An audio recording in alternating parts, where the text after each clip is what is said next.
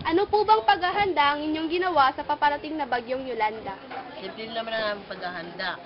Ginawa namin, bumili kami ng 6 kilos sa rice, isang rim ng Milo dahil yun ang aming hinanda talaga. Tsaka plus lighter, posporo. Kaso hindi yun nagamit dahil sa baha na nangyari sa Tacloban. Ano po ba ang nasa isip nyo nang paparating na ang bagyong Yolanda? Wala lang kami naisip yun. Matulog, ano nang daily routine namin ginagawa sa umaga, yun ang ginagawa namin. Pero hindi ba kami prepared pagdating ng bagyong Yolanda. Anong tulong ang natanggap ninyo pagkatapos ng bagyo? Actually, wala talagang tulong na dumating pa nang matapos ang bagyo. Walang relief goods. Kasi alam mo naman sariwa yung nangyari. Yung mga grocery, yung malapit sa grocery sa amin, yung mga canned goods nila, binigay na sa amin, yung mga mineral water, yun ang ginawa naming tubig at saka yung matapos na ng bagyo, yung aming bigas lumutang naman din dahil nadun yun sa balde. Kaya yun ang ginawa namin, yung 7 bahay yun ang namin yung nakatulong sa pagkain din ng aming 5 kilos of rice namin yun, na nakatulong yun sa mga 7 families. Kaya ang ginawa ng mga bugoy doon, nagtulong-tulong sila para makapaghanap sila ng ulam at saka tubig kasi wala pa kami matatanggap. Ilang araw rin kami hindi nakatanggap ng mga relief goods. Tumira kami doon, bali mga 6 days yun, wala kaming na kumbaga, naghihintay lang kami ng relief goods. May relief goods sa San Jose. Pumunta yung mga pinsan ko sa San Jose para makahingi ng relief goods. Pagdating nila doon, wala na dahil sa kakaunting relief goods na bibigay ng gobyerno. Yun lang po. Nang tumaas ang tubig, anong paraan ang ginawa ninyo para makaligtas? Ginawa namin yung pagtaas ng tubig, ginawa namin yung lumulutang na mga table, yung ginawa namin para kami makatungtong sa mga matataas na lugar para hindi kami maabot ng baha. At yung refrigerator, ginawa namin sasakyan para kami makapunta sa taas para din sa yerho ba, makapunta kami sa yerho.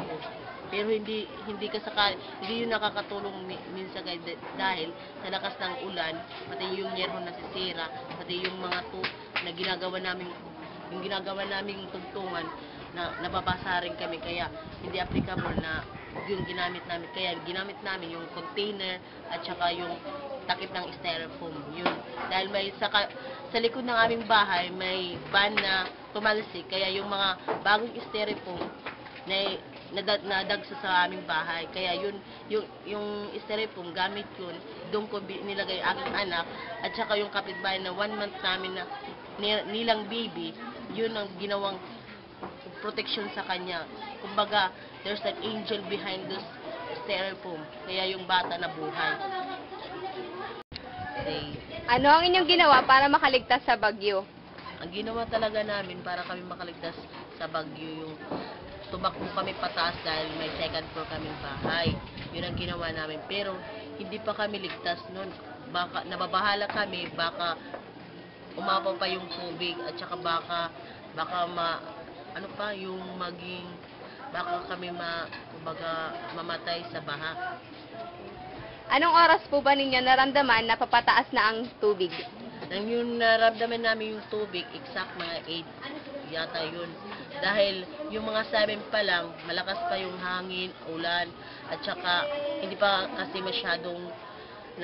masyadong nakikita namin yung tubig. Yung mga kasalukuyang mga 8, yun namin na nakita yung tubig na maitim-itim, burak ba yun, o mga putik na papunta sa amin, lalo na sa likod bahay namin dahil doon may bakuran.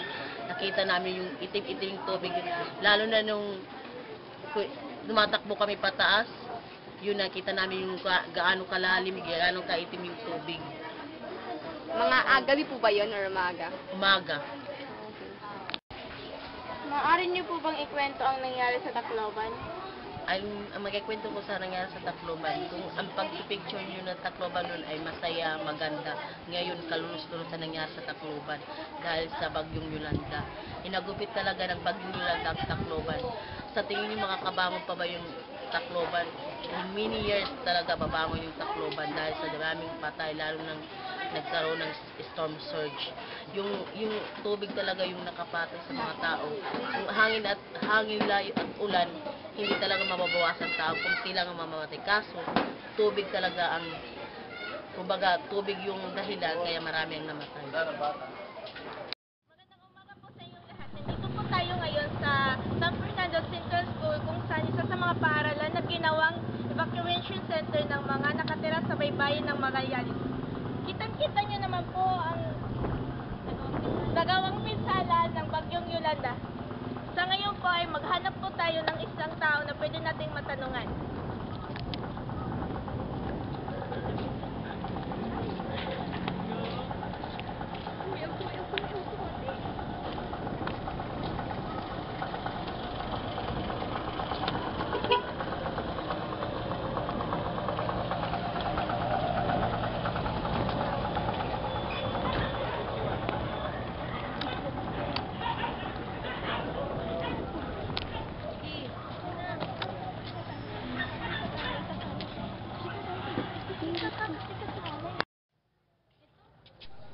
Maaari po ba kayong ma-interview?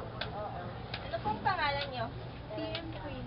Maaari nyo po bang ilahad ang mga pangyayari noong kasagsagan ng bagyong Yolanda? Oo. Ano po bang naramdaman nyo nung nakikita nyo po ang mga tao na humihingi ng tulong? Siyempre, takot.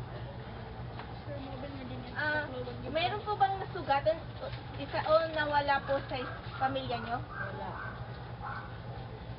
May natanggap po ba kayong relief goods kung meron man? Sapat naman po ba yun? Okay naman. Kapusta naman po ang kalagayan nyo ngayong pagkatapos ng sakuna? Okay na, nakakaraos wala. Kasalukuyang nandito po tayo ngayon sa Barangay 52, Magallanes ng Tacloban City. Tao po!